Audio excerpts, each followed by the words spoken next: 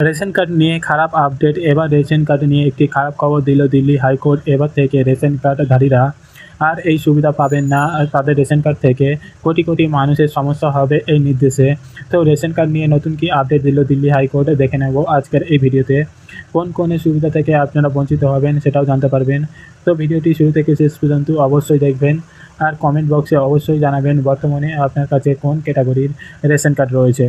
আর ভিডিওটি ভালো লাগলে লাইক করবেন, চ্যানেলটিকে সাবস্ক্রাইব করে পাশে থাকা বেল আইকনটা ক্লিক করে রাখবেন যাতে এরকম নিত্য নতুন ভিডিও সবার প্রথমে আপনি পান।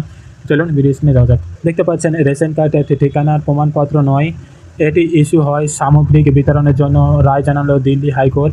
অর্থাৎ এবার থেকে রেশন কার্ড কিন্তু ঠিকানার প্রমাণপত্র নয়, এমনটাই কিন্তু জানিয়েছেন দিল্লি হাইকোর্ট। তো দেখতে পাচ্ছেন রেশন কার্ডে শুধুমাত্র অর্থবর্ষিক সামগ্রী কেনার জন্য ব্যবহার করা হয়, এটি কারোর বাড়ি বা ঠিকানার প্রমাণপত্র হিসাবে বিবেচিত হয় না। কোর্ট বলছে রেশন কার্ড ইস্যু করা হয় সামগ্রিক সরবরাহের জন্য। কোর্ট বলছে কোনো প্রকল্পের সুবিধা পেতে হলে এই রেশন কার্ডকে আবশ্যিক নথি হিসাবে ধার্য করা আইনত সিদ্ধ নয়। মামলাটি ছিল একটি এলাকার উন্নয়নের কাজের জন্য বাসিন্দাদের স্থানান্তর নিয়ে। সেখানে রেশন কার্ডকে পরিচয়পত্র মান্যতা দিয়ে নিয়ে ওঠে প্রসঙ্গ এবং সেই পর্বে কিন্তু রায় দিয়েছে হাইকোর্ট। মামলা চলছিল দিল্লি হাইকোর্ট বিচারপতি চন্দ্রাধারী সিংয়ের। পিটিশন ছিল কাঠপোতলির কলোনির বাসিন্দাদের এলাকার উন্নয়নের জন্য তাদের বিকল্প জায়গায় স্থানান্তর নিয়ে যে স্কিম দেওয়া হয়েছে তা নিয়ে মামলা চলছিল। সেই মামলার সময় কোর্ট বলেন যে কোনো প্রকল্পের সুবিধা পেতে রেশন কার্ডকে আবশ্যিক নথি হিসাবে তুলে ধরা স্বেচ্ছাচারিতা এবং আইন বিরুদ্ধ।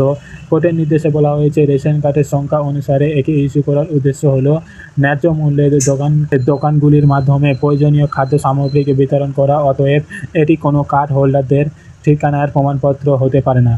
গুরুত্বপূর্ণ পর্যবেক্ষণের কোর্ট বলেছে রেশন কার্ড প্রদানকারী কর্তৃপক্ষের দ্বারা রেশন কার্ডের উল্লেখিত ঠিকানায় রেশন কার্ডের ধারক অবস্থান করছে কিনা তা নিশ্চিত করার জন্য কোনো ব্যবস্থা নেই।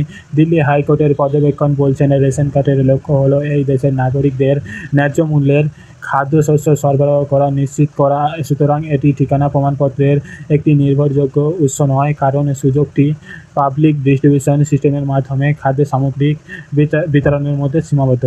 অর্থাৎ বুঝতেই পেরেছেন দিল্লি হাইকোর্টের কোথায় আপনার যে রেশন কার্ড, সেই রেশন কার্ড কিন্তু ঠিকানার যে প্রমাণপত্র সেটা কিন্তু নয়।